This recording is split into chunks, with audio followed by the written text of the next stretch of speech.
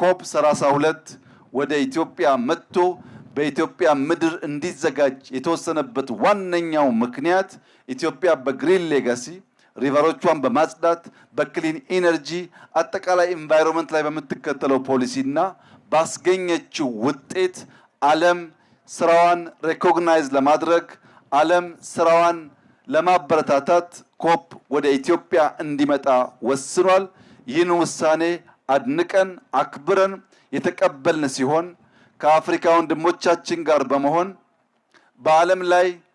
ለረጅም ጊዜ ከሚጠቀሱ የኮፕ ሰሚቶች አንዱ የሆነውን ሰሚት በ2027 በኢትዮጵያ ኢትዮጵያውያንን በሚያኮራ አፍሪካውያንን በሚያኮራ በተለይ ጅቡቲን፣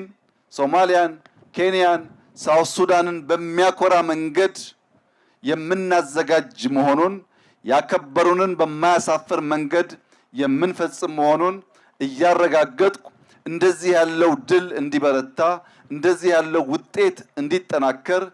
በድል እርካታ ሳይፈጠር በትጋት በትብብር አብረን እንድንሰራ አደራላችሁ ፈልጋለሁ።